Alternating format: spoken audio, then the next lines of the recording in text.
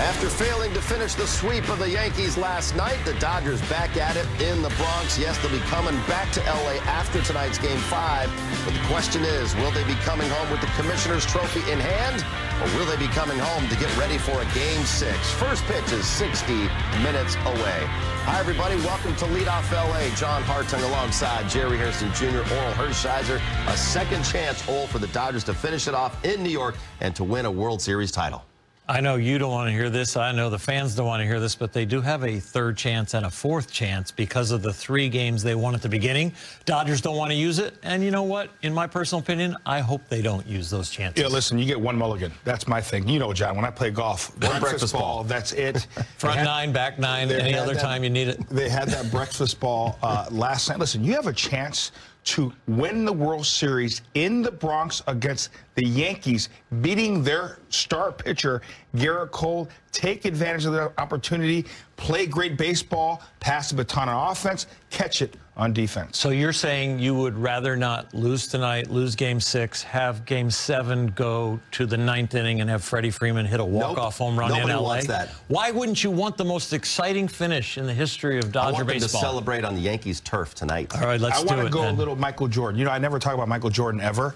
I want to go MJ. He didn't get to a 7th game. Okay, so let's do it in 5. All right. What was that Seinfeld episode? Yeah, in 6 games. Exactly. Dodgers trying to do it tonight in 5 games. If there's a silver lining in last night's loss, it's that Landon Knack and Brent Honeywell, they chewed up the final 5 innings of the game. So Jerry, Dave Roberts, he has all of his high leverage arms rested and ready to go for Game 5. And that was, if there are any silver lining of last night's loss, is that we have all our guys ready to roll, to kind of piggyback, if needed, Jack Flaherty. Hopefully Jack Flaherty really sets the tone as the starter, gives us 5-6 strong innings, and then we can mix and match when needed throughout the rest of this ball game. When you have your high leverage arms rested, we know that this past season, these guys have demonstrated they've been dominant when rested.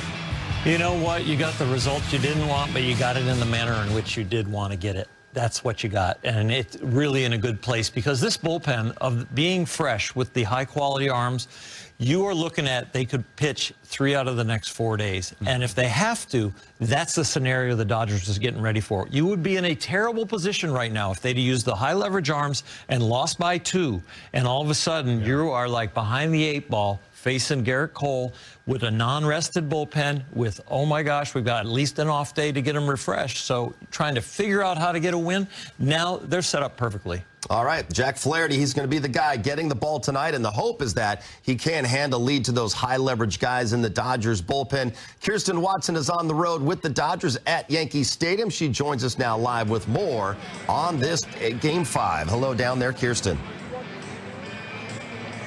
Hi, John. Well, for Jack Flaherty, the hope is that he can pick up where he left off in Game 1, setting the tone early for the Dodgers and what he can do to limit the damage for the Yankees. They did get a little hot yesterday, but today is a new day, and it's time to finally pick up this win and win this World Series. Dave Roberts talked about Jack Flaherty and what he saw from him in this series and what he's hoping to see from him tonight. I think in Game 5 he was under the weather. I know he was. He was under the weather. He was kind of on day 3 of something, so he just didn't have the strength. Certainly the stuff speaks to that. In Game 1, he was rested and felt good and came out and threw a good ball game. So today, it's regular rest. He's in good spirits, very focused. He feels good health-wise, and, you know, we'll see how it goes. But I expect him to pitch well tonight. What are the advantages and disadvantages of Jack facing the Yankees twice in this series? The advantages are he gets to see in real time how they're responding to his pitches. The disadvantage is they can see and appreciate the ball coming out of his hand and all of his different pitches. So then it just comes down to execution and how you sequence your pitches. So right now it's sort of an open book, and now it's about execution. And I feel the same way, us versus Garrett Cole. He was really good against Judge in the first game. What specifically do you think that he did to get those strikeouts? He just mixed. He mixed. He's gonna have to throw his. He's gonna spin him. He's gonna throw his heater.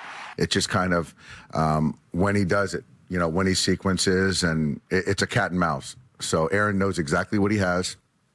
And Jack knows what he can do to get Aaron out, and he's just got to make the pitches and sequence properly and not be too predictable.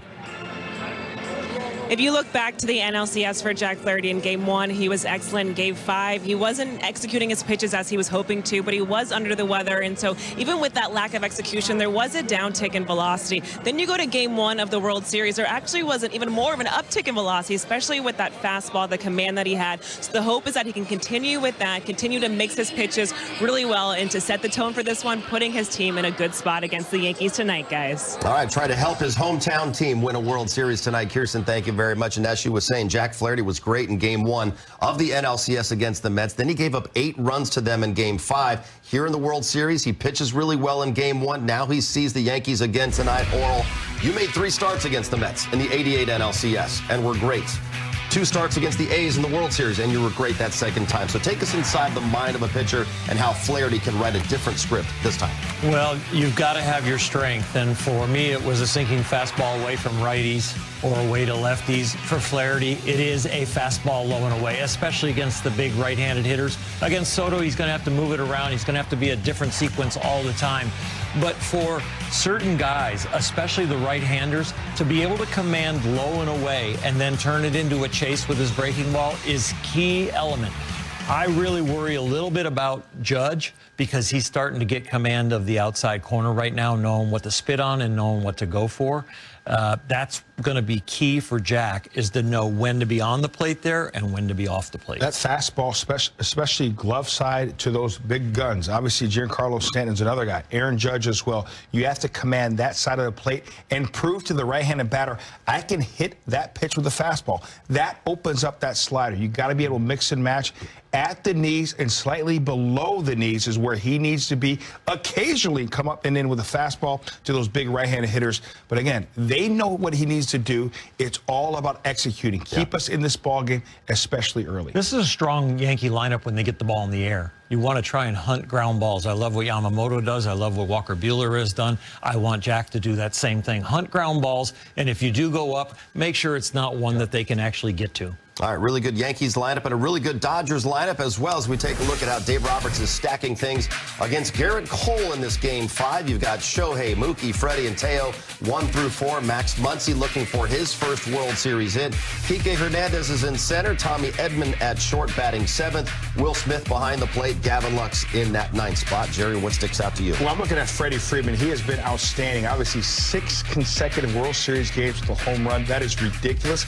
You know what? I want other guys to have fun too.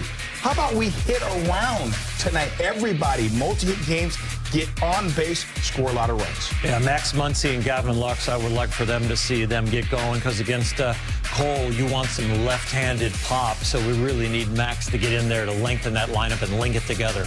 All right, we're just getting started here on Leadoff LA. It's the skipper and the boss, Dave Roberts. Andrew Friedman keeping a close eye on batting practice right now. Just one more win.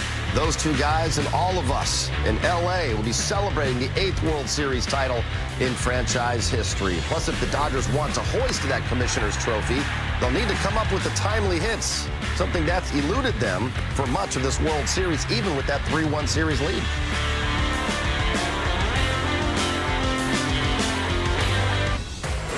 Dodgers lead this World Series 3-1, but other than Freddie Freeman, the offense has been really quiet. A .206 team batting average overall in the series, 7 home runs. Freddie has 4 of those 7. The Dodgers have scored 18 runs. Freddie has knocked in 10 of those. The team is 4 for 26 with runners in scoring position for a .154 average.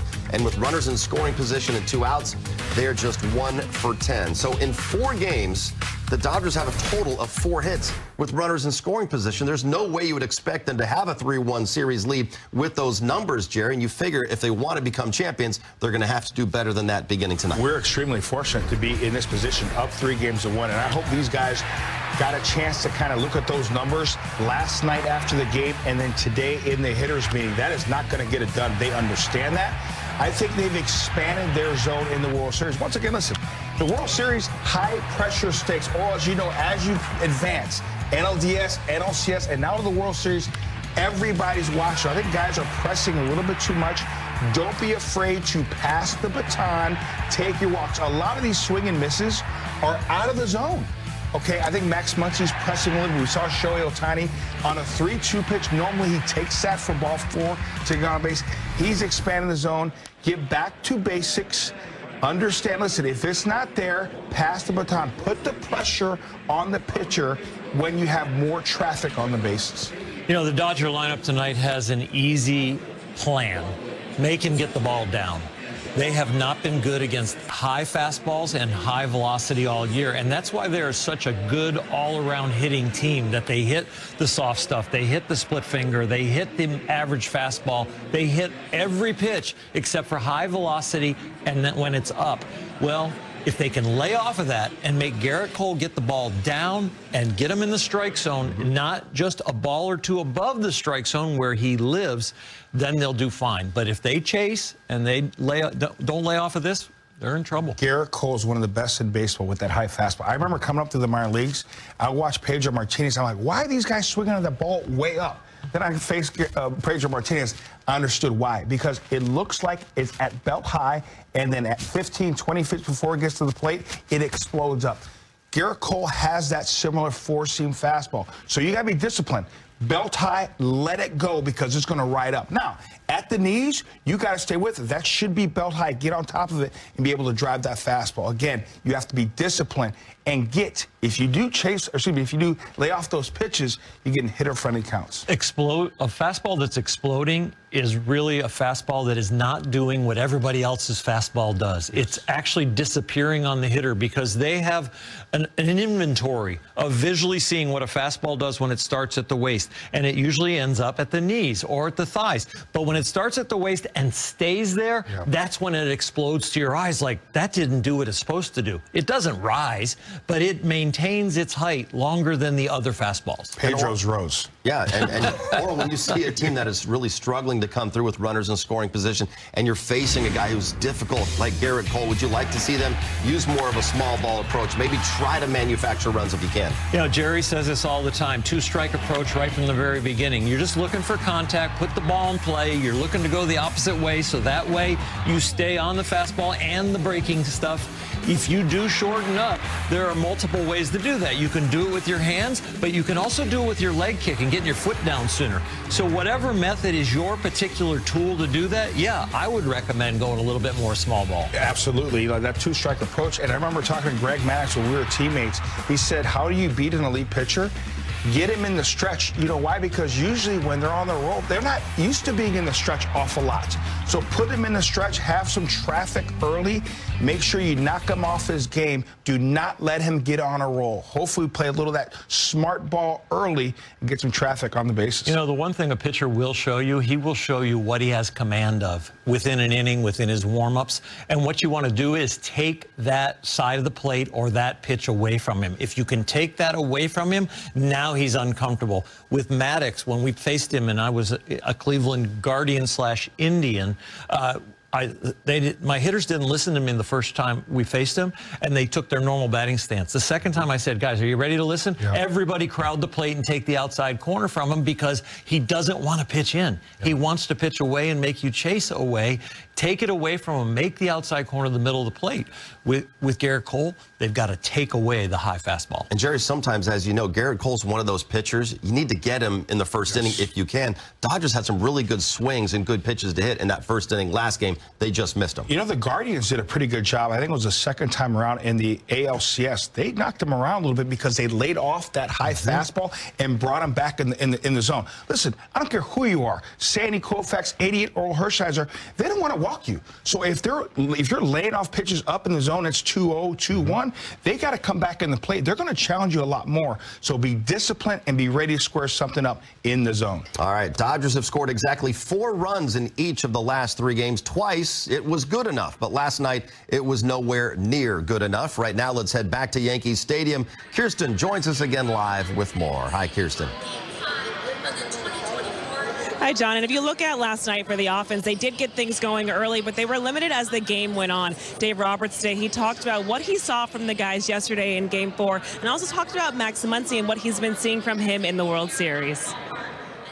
I think the question, if I could foresee the future, I would do some things different, right? Given your question, an honest answer is I wouldn't have. I wish the ball wouldn't have popped out of Gavin's glove, you know, the Volpe double. I wish we could have kept it so Weaver would have had to stay in the game. But as far as kind of leverage and how we use guys, what Landon Knack did for us, I don't think we could have asked anything more of 4 innings and given up 1 run. I don't think any relievers could have done the same thing, or we could have asked for more. I liked Hudson versus Volpe right there on pitch number 20. He just didn't make a pitch, and Volpe, you got to give him credit. So I really wouldn't have done anything different. So I think right now we're in a good spot. We're in a great spot, and our focus is just to win a game tonight. And then Max was red hot during the CS. I don't think he has a hit this series. What have you sort of seen out of his at-bats? And is that one of those things where, like, obviously he's a guy who kind of swings things for your lineup. How important is that for you guys going It's forward? important. It's important. I think Max is getting a little too quick. I think he's getting a little too jumpy. I think he's in between at times. So I think he's going to kind of work. He's working on some mechanical things going into tonight's game that I hope will give him some clarity, some confidence. But he's not too far away from really performing well. So he just needs to again, stay in the zone. And that's his superpower, to swing at strikes and take balls. And if he can do that, then, you know, we'll create some stretch for Garrett. When you look at Max Muncy, especially in the NLCS, he was excellent. He was getting on base in different ways. Actually had a 12 on-base streak just for him personally with the plate appearances. So for him, he's looking to get things going. He's been working through a few things in the cage, but he's looking for those results. But they're not looking to do too much. That's the focus, just playing their game. And by doing that, they do believe and they know that they can get the results they want to pick up the win tonight, guys. And just pass that baton offensively. It always works well for that Dodgers group. Thank you very much, Kirsten. Will Smith, one of 9 players still on the roster from the 2020 World Series championship team, looking for just one more win to get that parades we all finally want to see here in Los Angeles. Plus, we just heard Dave Roberts talking about it. Max Muncy making history in the NLCS by reaching base 12 straight times. But since that streak ended, it's been a rough go. Jerry and Oral will talk about Muncy and what they're seeing coming up.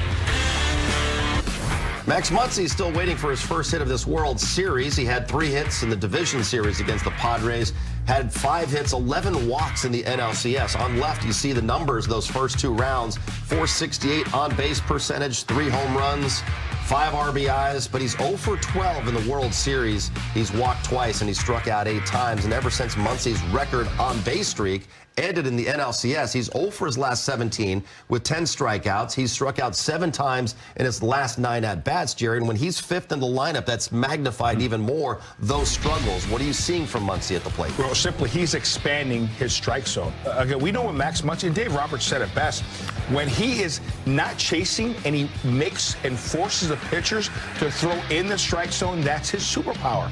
He's not taking this. Look at that pitch right there. That is at his neck. I don't care who you are. Nobody's hitting that pitch. He's expanding that strike zone. All these pitches you're seeing are out of the strike zone. And here, now he tries to do too much. Finally gets a pitch he can handle. He's trying to swing himself out of that 0 for 12, 0 for 17. So hopefully he's more disciplined tonight. Understand, you know what, I got to make sure they're on the plate and hit strikes. You have to be disciplined. That's where Max Muncy is at his best. Yeah, I'd be changing speeds on Max for sure and seeing if you make me throw strikes, because when I look at him, and Dave Roberts says he's quick, I think he's jumpy. There's no separation between his front foot and his hands. When he is right, when any hitter is right, it's almost like they're stretching a rubber band between their hands and their front foot. And the front foot's down, the hands go back. But if you watch him swing, not every single swing, but most swings, the hands and the foot are moving at the same time. And that makes you a collision hitter. Yes. And that's why I say change speeds. Because collision hitters only have one place that they can hit the ball. A guy that actually is in control of time and space, they separate, their foot gets down, now they read the pitch, and they explode when they want, not when they had to do it. That was an incredible job of how to hit. Seriously, Oral Hershiser said it best, and kids, listen, when you separate, it allows your brain and your eyes to read the pitch. When you're that collision hitter and you're bringing your hands with your body, you're at the pitcher's mercy, and you're hoping to hit something out here if you're lucky. So, again, he's got to get back to separating. That means staying back, not being jumpy. If he stays back and trust his hands, that's what he means by that. Trust his hands. That'll allow you to see pitches in the zone and late off pitches off the plate. There's so many cliches in baseball and hitting and teaching hitting. It's just like which one is going to click for him. But the key is the front foot gets down, the hands go back. He's loaded. He's in control of time and space. It's just shocking how fast it can change. 12 straight plate appearances, and he's seeing the ball. He's so locked in. He's recognizing everything. He's spitting on any You're bad talking pitch about out of his eighths zone. of a second. Right, and then now, here we are, like a week later, talking about Max Muncy struggling at the plate. We're getting our first look at Jack Flaherty tonight. It's a starting pitching rematch from Game 1 with Jack Flaherty against Garrett Cole. Dodgers and Yankees a little over 30 minutes away from the Bronx.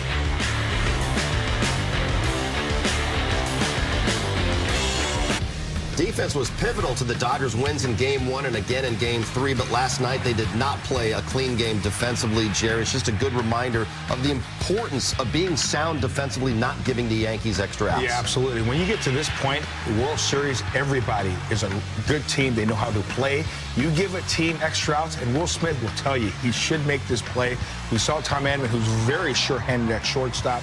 When you give these teams extra outs, but also life. That's another thing. Life, extra base runners, the momentum start to shift, and obviously it's steamroller last night. You got to be able to make outs when handed to you. Yeah, the three things I think the Dodgers have done really well is the starting pitching, the base running, and the defense. It was just a little bit short last night. All right, chance to bounce back tonight. Straight ahead, we will have much more on Game 5 of the World Series. Jack Flaherty getting a chance to pitch his hometown team to a World Series championship tonight. Plus, we will talk the scorching hot Freddie Freeman, and Kirsten will talk one-on-one with Landon Knack.